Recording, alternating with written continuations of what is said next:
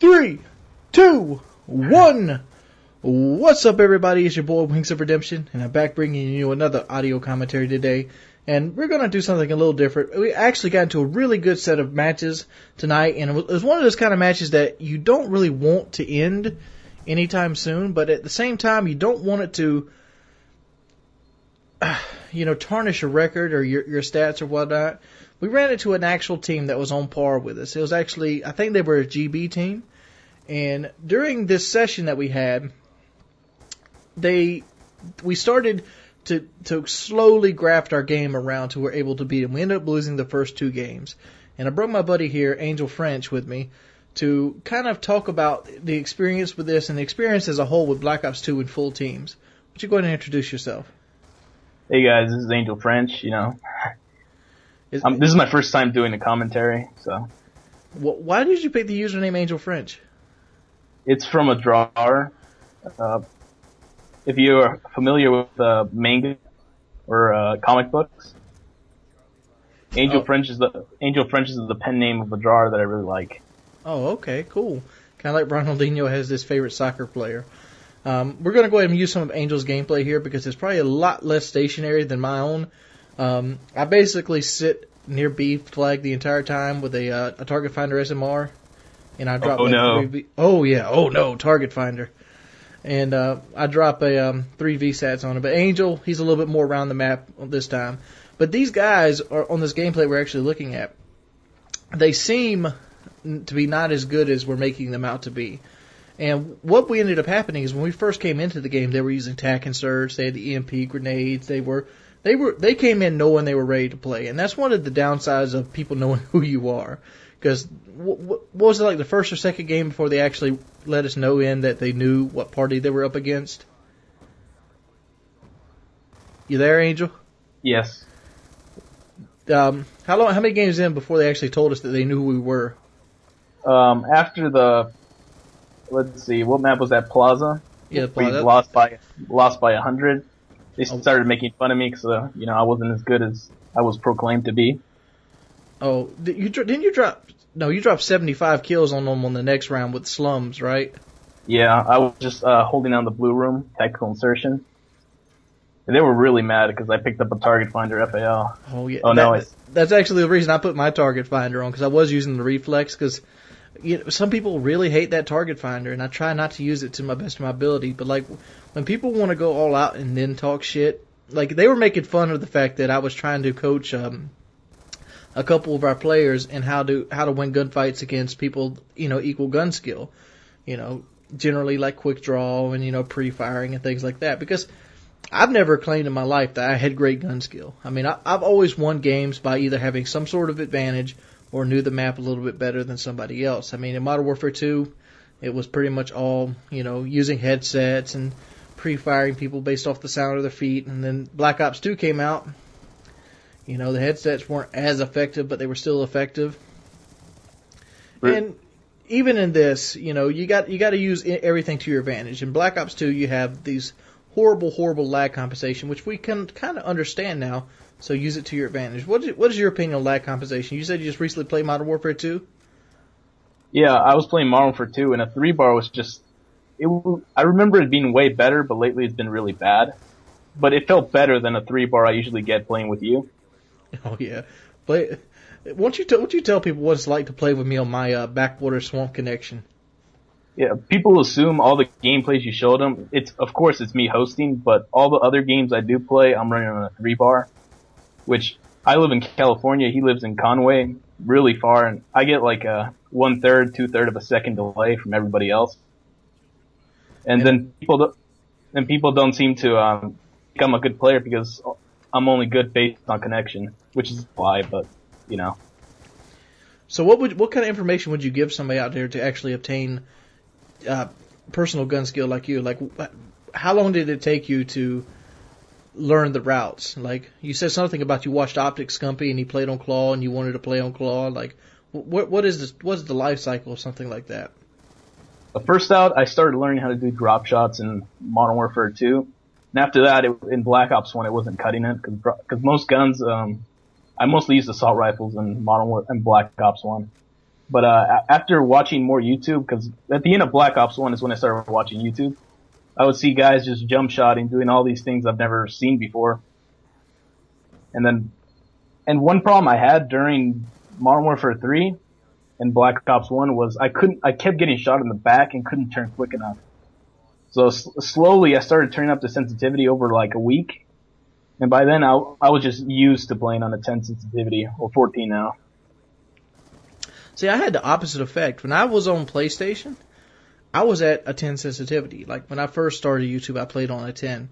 And as I've gotten older and as I've played Call of Duty more and more, I've took my sensitivity lower. Like at one point in like Modern Warfare 2, I was playing on a 2 sensitivity.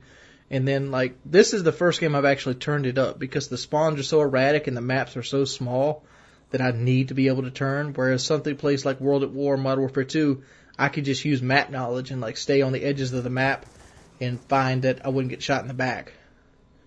These maps are really small, and there are a lot of flanking routes, so you do need a high sensitivity. Yeah, I'm playing on, I think, an 8 now, whereas I normally would play on a 2 on Xbox. I think Modern Warfare 3 I played on a 2. So you say the higher sensitivity really helps you out in the Yeah, is that when you are on a disadvantage of the connection, aiming very quickly at an enemy is a big advantage. If I'm running on like a 5 sensitivity and taking my time shooting somebody, I'm gonna die a lot. I find like I die a lot more doing that as well. Like one of the things this game right here changed with me is like even Modern Warfare 3 changes. I had to get used to it because Modern Warfare 3 they introduced where if you ADS, your sight starts to get worse and worse and worse the longer you hold the ADS down. And I kind of made up for that like zooming in and out when I stood stationary. But at the same time, they had this horrible lag comp on top of that. So pretty much the stationary person's at a disadvantage. And back in like Modern Warfare 2 or World at War, you know, the gameplay I got really, really popular for, that really campy style. It doesn't work in the last 2 Call of Duties, and I had to adjust to that. And like, you know, the fact that I adjusted that, I think is a telltale sign of a player that's capable of being good. But I used to take my time and aim. Like if you go back and like right now and just watch World at War footage of me with the Gewehr, like seriously, go back and find the gameplay I used with the Gewehr in World at War. You can see how slow I aimed the Gewehr and how precise the shots were. I was like a 32% accuracy back in the day. And now I'm like, what, a 14% accuracy because it's more spray and pray. Do you find yourself, does the 14 sensitivity lend itself more to spray and pray, or do you still feel like you have precision aiming? I still think I have precision, but spraying a little bit more, especially with SMGs and the large clips, don't hurt, especially with the PDW. All right, here's something. Oh, PDW? Yeah. Here's something. I'm sorry, we're getting off track, but here's something I've always wondered, and I never get to ask players that are really, really good at this question. Do you let the recoil compensate itself, or do you drag it down with the stick? I control it. I never let it just, go by itself. No, I'm talking about like, feathering the trigger versus like forcing it down. I feather it. I don't force it down. All right, so you never like just hold like down on the stick and shoot. You just let the actual recoil reset itself. Yes. See, I know you played with my buddy Steven. His name's Sheo Ant, or Sheo is OP. Yes. See, he does the complete opposite. Like he actually pulls the iron sight down as it goes up with his stick by aiming downward.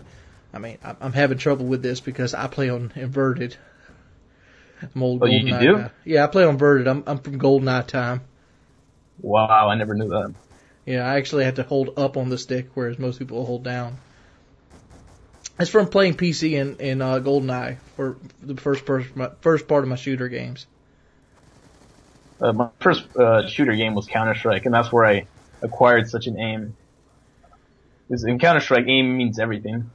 Well, Counter-Strike, you have to aim and aim quickly, because your head's the size of Texas. Oh, by the way, we're going to switch over to my gameplay right here, just because I felt like there's some sweet shots right here toward the end of the game, and then we're just going to go back and see the end of the game on Angel's gameplay as well. What kill streaks would you run versus a full party? Like, what's your opinion? If you're a strong player, I would run UAV, KUAV, and orbital. But if you're like a decent player, or you don't think you're going to earn that orbital against that team, I'd put a UAV, counter UAV, 100 killer drone, don't use an RC car. That's just a waste of time. Well, yeah, because they're so easy to shoot in this game. It's not like, and you can't save them up this game. I used to love watching Xcal save up like 18 RC cars and just go to town at the end of the round. You ever remember that? I never seen him do it. I didn't, watch YouTube that long, but I used to do it too. I just stack up my RC cars and throw them away at the end of the round. That was so fun to do. Like I had a game I would used to do, and the game would be, I'd save up like a bunch of RC cars, and I'd see how many RC cars I could cast and get a kill in a row. I think my total was like 71. 71 calls the RC car, 71 kills. Oh my god. Well, not in one game, but like overall, like 71 programs. Like you sit the RC car down, you get at least one kill with it. Yeah. The RC car in this game, if you notice when you're calling it a little tablet to like use it, you can notice right away that they delayed it a lot, so you can't spam it. Yeah. Well, that gameplay is going winding down. It's Angel Fritz. You have a YouTube channel, but you can't post nothing on it right now, correct? Yeah, I don't have any recording software. I recently fried my PVR, because I'm an idiot. But I'm going to link you to his channel anyway if you want to see some of his Modern Warfare 3 stuff. What are your guys' opinion on running into full squads? Do you like seeing them play multiple games, or do you think most people will just, one and out? Let me know. Peace, people. Let me call you right back.